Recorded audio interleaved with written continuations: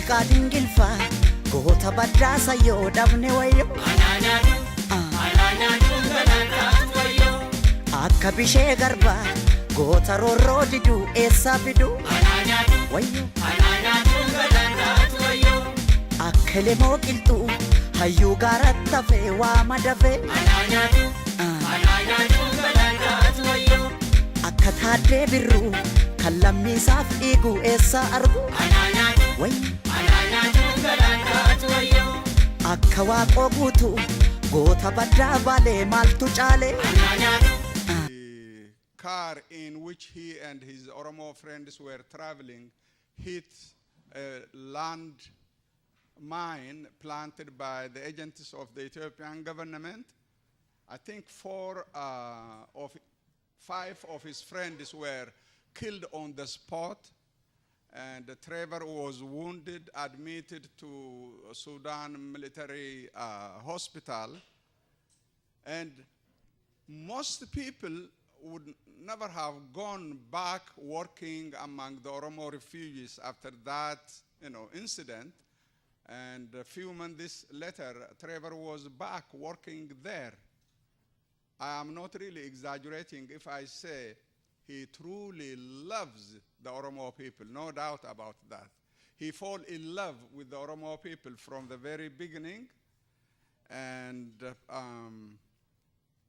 after the 1991-92, at one point a very hopeful sign, and then as a result of human rights violation that was endlessly committed against the Oromo, he established the Oromo Support Group in 1994. And since then, he has really been systematically documenting the human rights issues. It's not only limited to the Oromo, it includes the Amaras, the Tigrayans, if they are affected, the Somalis, and so on. I'm not exaggerating if I say in the last, since 1994, he had really documented extensive human rights violation. These are wonderful historical material for 2 reasons. First, those who were victimized will never be forgotten, thanks to Trevor. And secondly, remember, governments come and go. Those who are now very powerful, remember, power is always transit, it's temporary. They are powerful today, tomorrow their power may evaporate, and they may come to the court, to the human rights court, And these are the documents that will really be witness for what they are doing. And Trevor definitely has documented, and Trevor, thank you very much for all the work you are doing. And thank you for our friendship. And if our people have few Trevors, our issue would have been really very, very different.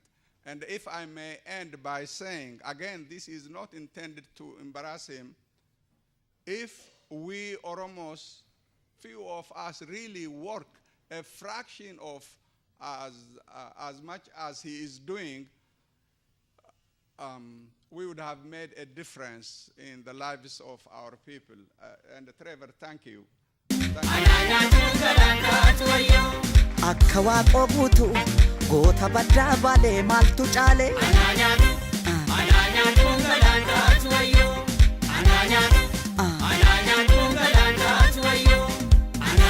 Wayyo.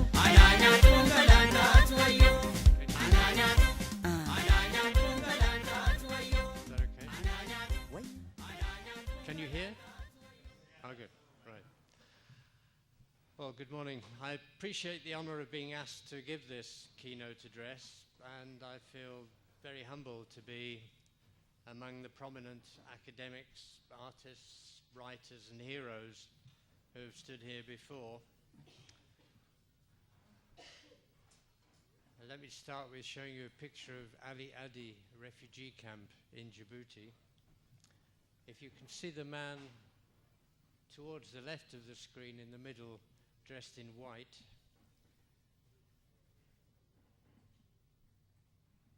this is him a few years younger with more hair than he has now, and it is Kadir Said who was speaking here yesterday. This was him in Ali Adi refugee camp in just nearly 2 years ago, and it's a wonderful, delightful experience to see him here now in Washington.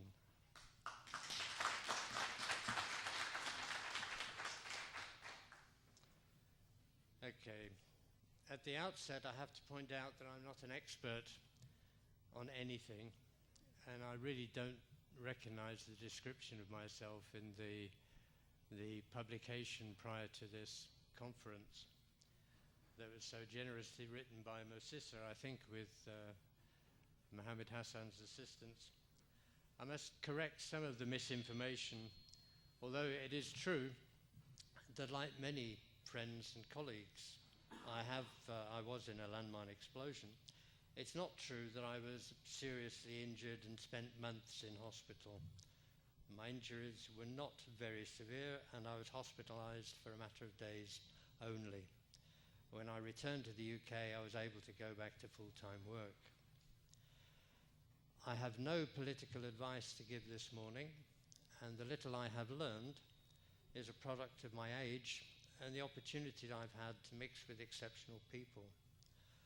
Although I've had the privilege to have met and learned from several leading Oromo personalities, I cannot pretend to be a wise person. Anyone who knows about my private life will be fully aware of this. I have little respect and sympathy for leaders and politicians, especially Western politicians. I have a low opinion of those who sacrifice other people on the altar of their own egos. It was an Oromo who told me, when the elephants fight, it is the grass which gets trampled. It is the trampled grass that I care about. What I have to say is not wise.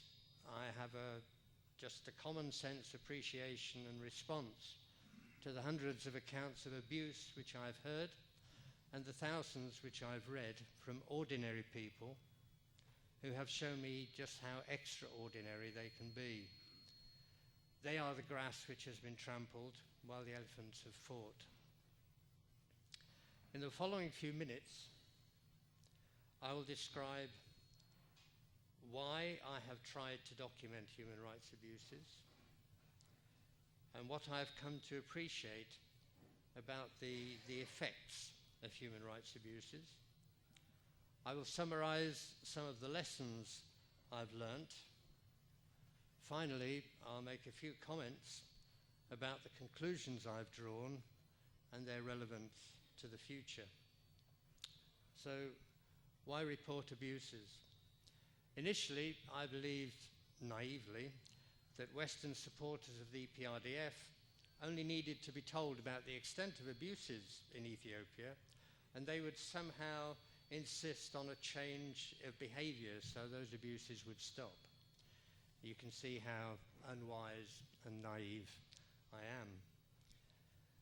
But it remains important to document abuses so that the Ethiopian government and its supporters can at some stage be held to account, and importantly, that victims of abuse are believed and their stories given legitimacy.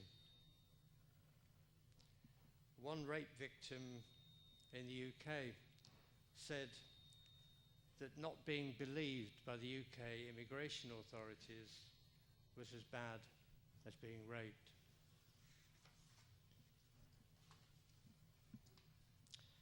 The information is not just for voyeuristic middle-class Western spectators, for those who trade in misery and wring their hands in order to feel better about themselves. It is not for those who selectively report abuses for their own political purposes. It is information which is important fuel for organizations who advocate for refugees and for immigration authorities. It is important for educational purposes, to teach young people about human rights and to strengthen human rights work by organizations such as Amnesty International and Human Rights Watch. There are personal reasons too. Einstein said, "Man is here for the sake of other men, above all for those upon whose smiles and well-being our own happiness depends." Richard Dawkins also quotes Mark Hauser. "The principles that make up our moral grammar fly beneath the radar of our awareness." For me and many others who earn my respect, it is instinctive and self-evident that we should respect human rights. The effects of abuse. This is a man called Rare. I interviewed him in Djibouti. The damage done by abusing human rights goes much deeper than we may think. The direct physical and psychological and psychiatric effects of trauma, such as torture and rape, are bad enough. Physical and mental illness. But on the scale with which these occur in Oromia, whole districts, towns, and villages consist of families which have direct experience of these abuses, resulting in a sort of societal depression.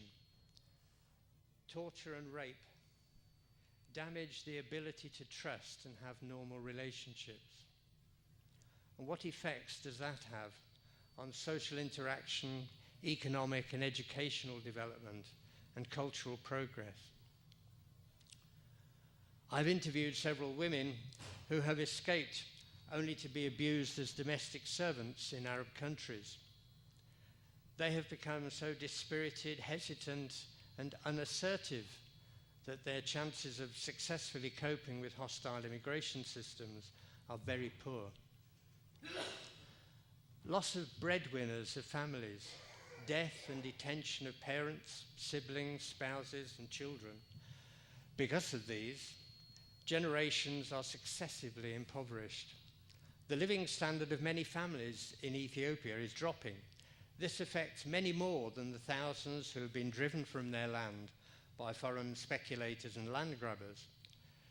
Development is being put back by decades. Social division between the party faithful and the have-nots is widening. Successive members of society are successful members of society are targeted for abuse to serve as examples to instill fear and subservience to the regime, to encourage dependence on and obedience to the ruling party. Altruism, supporting orphans and the poor, is rewarded by accusations of supporting the OLF. Thus, the cream of the intelligentsia and the most economically and socially active are continuously being removed, like skimming the cream off milk, year after year. These problems are being seen and felt at village, town, region, and national level. Educated people, a precious commodity in Ethiopia, and its best investment in the future, are hemorrhaging away. University students are suspended. Graduates, teachers, doctors, judges are fleeing the country. It's often said that there are more Ethiopian doctors in Manhattan than there are in Ethiopia.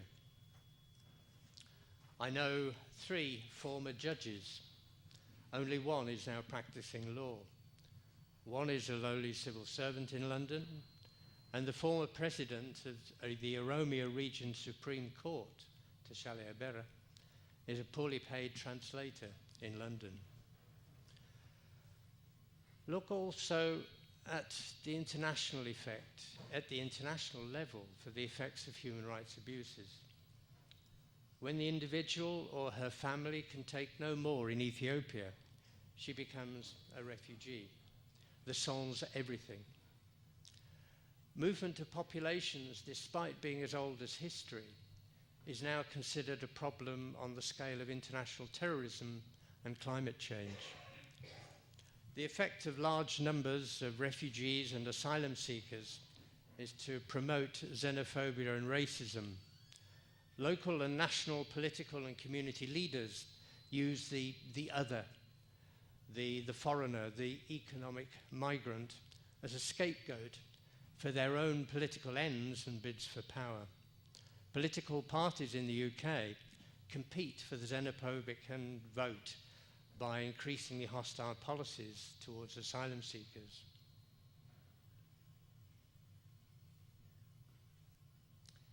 Refugees are abused populations, mostly without hope, often dislocated from their families, friends, and culture, unable to pursue their professions or education. The overall majority have no prospect of resettlement. Young lives are in limbo, wasted generations in suspended animation, warehoused in refugee camps, surrounded by hostility, poverty, and unemployment. Tortured and impoverished, mental ill health and domestic violence are rife among refugee populations. In the Ethiopian case, this is not the worst of it.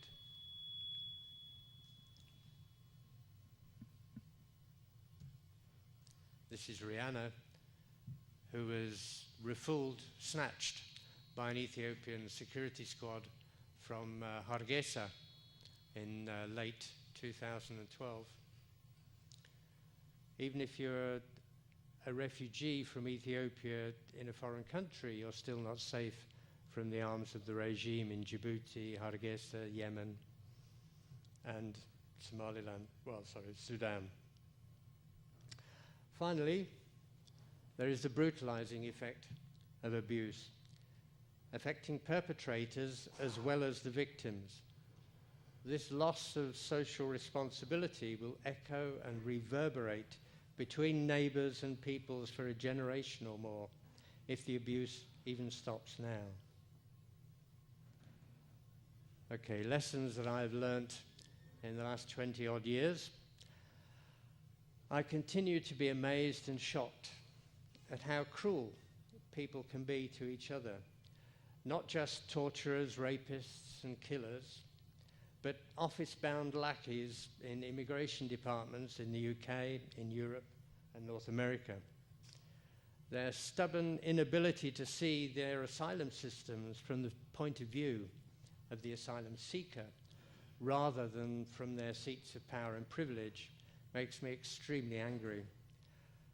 There is no disguising the bias which they exhibit, ultimately for the sake of their political power, for the political power of their masters, scapegoating those who are sans everything, and all for the illusory attraction of wealth and power.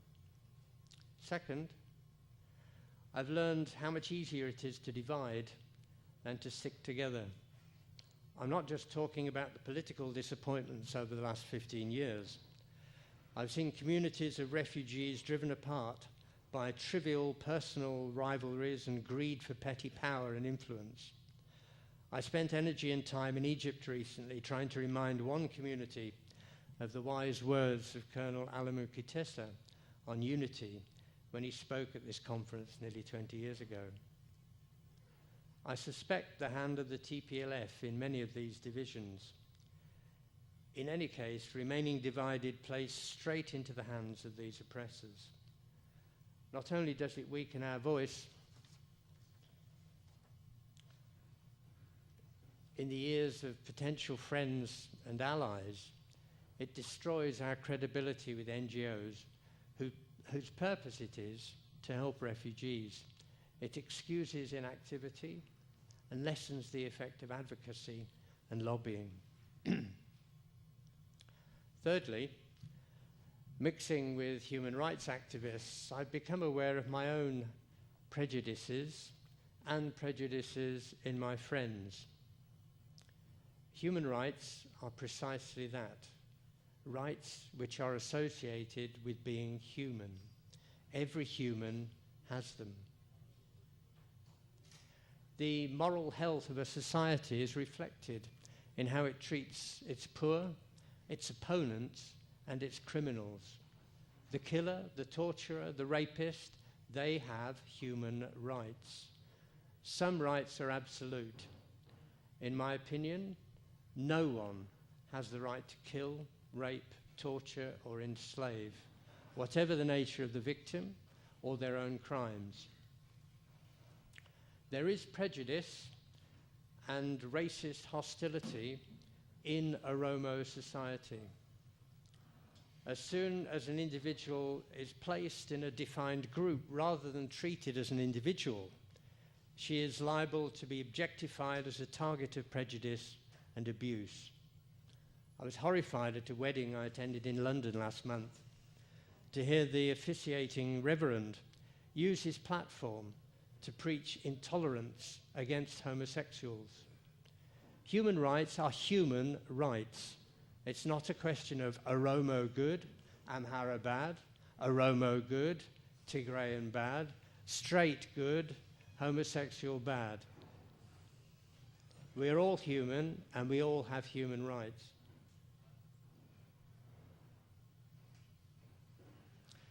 The fourth lesson I've learned, a related one, is to be wary of religion. Although major religions and their leaders preach peace and understanding, we have seen horrendous atrocities put in motion by public professed men of God, namely George Bush and Tony Blair on the one hand and the Taliban on the other. I've so far felt complacent about religion becoming a problem in Ethiopia, but I believe we must be on our guard.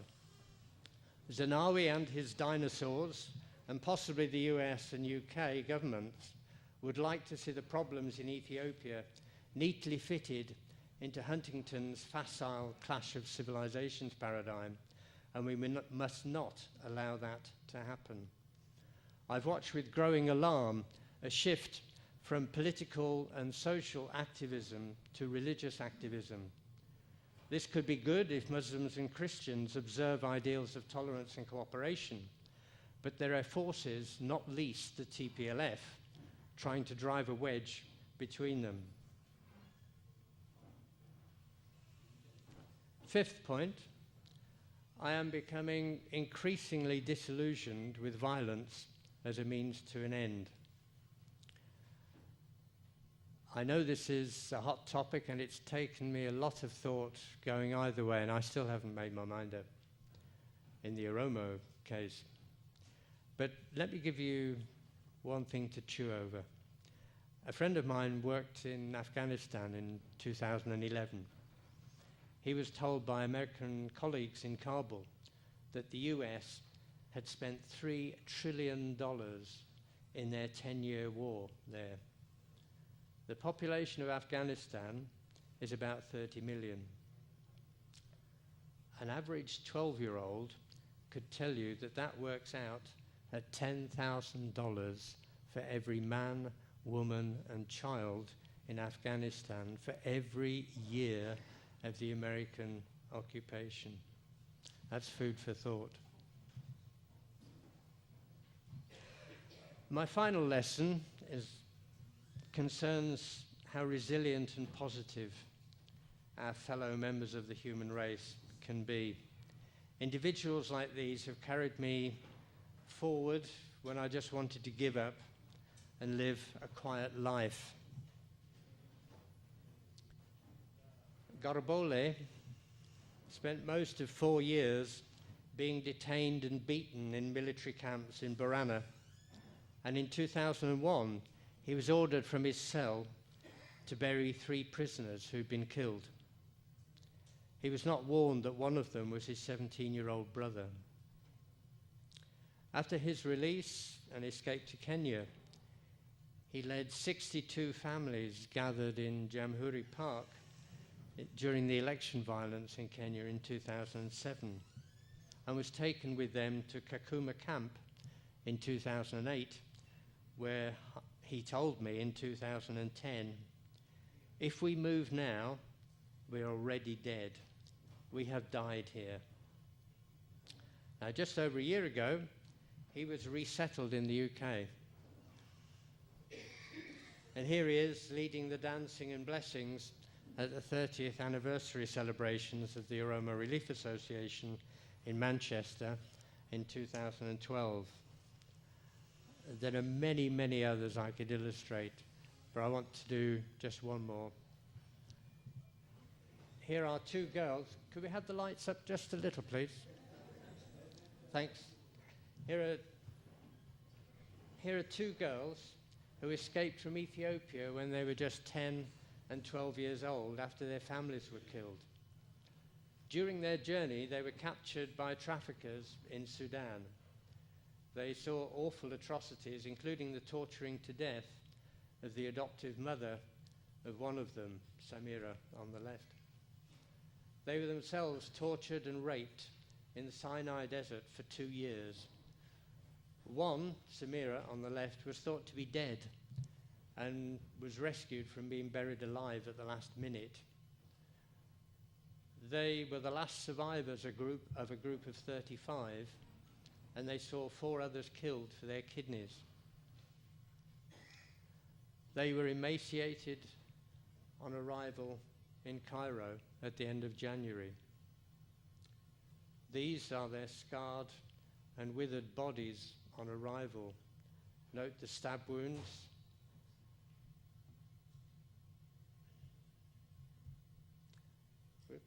And the scars from where they've had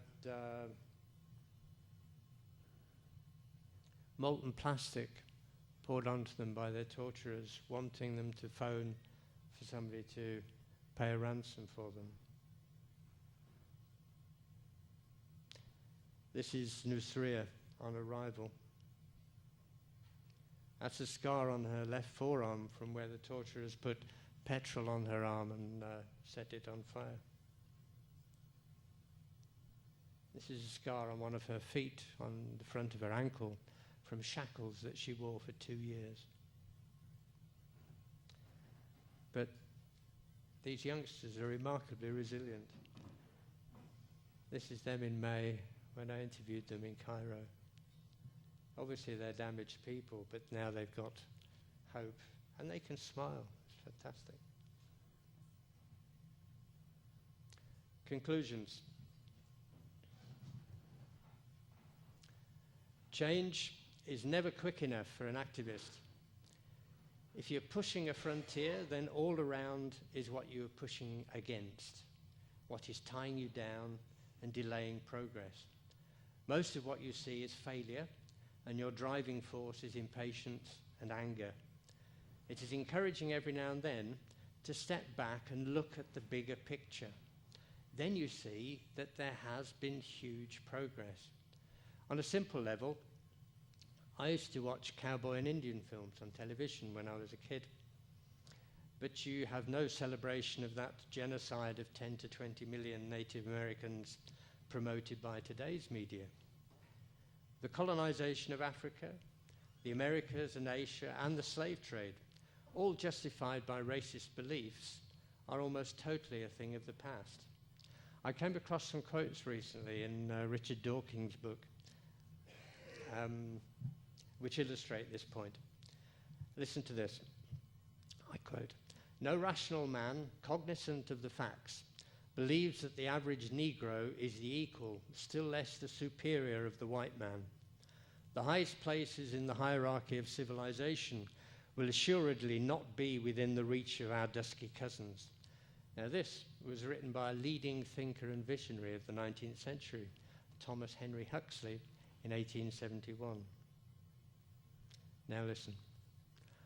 "I will say then that I am not, nor ever have been, in favor of bringing about in any way the social and political equality of the white and black races."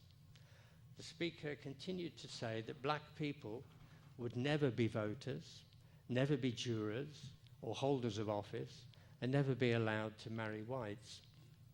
"Physical differences," he said, I quote, will forever forbid the two races living together on terms of social and political equality. I, as much as any other man, am in favor of having the superior position assigned to the white race.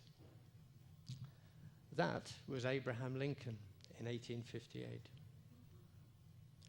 One more alarming example was given by a man acknowledged as one of the most forward-looking men of his time. He wrote, "And how will the new republic treat the inferior races? How will it deal with the black, the yellow man, the Jew, those swarms of black and brown and dirty white and yellow people who do not come into the new needs of efficiency?" He said the New World was not a charitable institution and continued, "They will have to go. The men of the new republic will have an ideal that will make the killing worth the while." Now, no, this was not Adolf Hitler. It was H.G. Wells in 1902. Change happens. Just think of what's happened with the smoking. I believe America's Jurassic adherence to judicial execution and its addiction to tools of violence and the lack of international condemnation of Israel's atrocities against Palestine will become things of the past within a generation. I hope that respect for human rights will grow and that a fairer world trade system will even the playing field for poorer countries.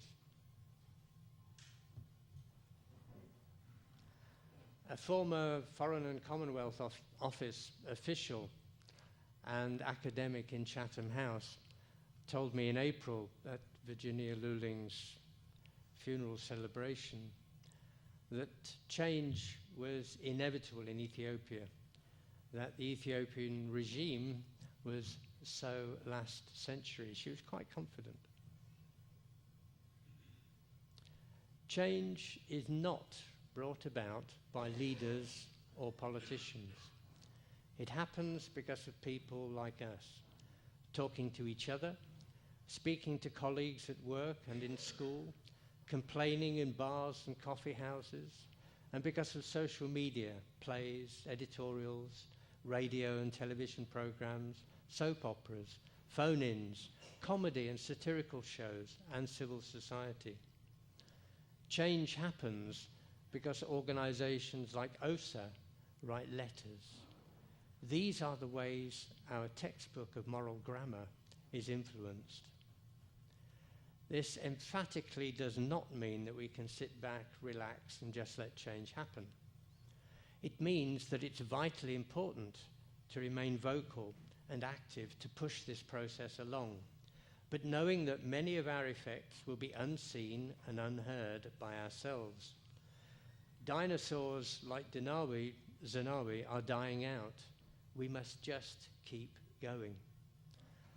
Finally, a note of caution. We must be aware of prejudice within ourselves, to acknowledge it, challenge it, and change it. Unless there is a shift, a change in the paradigm of belly politics, of winner takes all, unless we focus on reconciliation, truth, and cooperation, building and improving on experiments in South Africa and elsewhere, unless we do these things and avoid repeating history, then your grandchildren will curse you. If we concentrate on unity and cooperation and healing, then your children will bless you.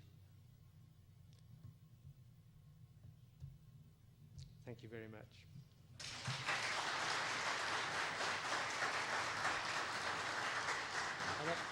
Hold on. I haven't finished. Oh, go on.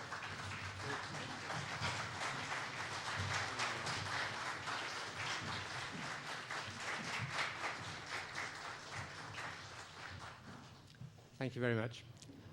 I'm not letting you go just yet. The more observant of you will have noticed there was a cardboard box here. The Oromo Relief Association in the UK has been paying for the secondary school education of some girls in the refugee populations in Nairobi. This is one of them, and these are the other three. One of those has had to drop out, but we had 2 more recruited in the last 2 years. We're hoping to expand this. The girls are selected by lottery amongst representatives of every different Oromo community in Nairobi, and it's being very fairly supervised. And this is the only way that we feel we can materially affect the lives of at least a small number of refugees and those who are most severely compromised in terms of their future, the young girls. Every time I speak, I pass a box round, and we've managed to support these kids, or these young adults now, for the last 2 years, and we want this to increase and blossom over the next few years. I'm hoping that it's going to be a major project of the Oromo Relief Association in the UK. So I'm asking you to put your hands in your pockets and just give a few dollars into the box here, which I'm just going to hand to Moses. So thank you very much. Akka bishee garba goota roorroo diduu eessaa fiduu wayyo akka lemoo qilxuu hayyuu gaaratti hafee waa madafee akka taaddee birruu kan lammiisaaf dhiigu eessaa argu wayyo akka waaqoo guutuu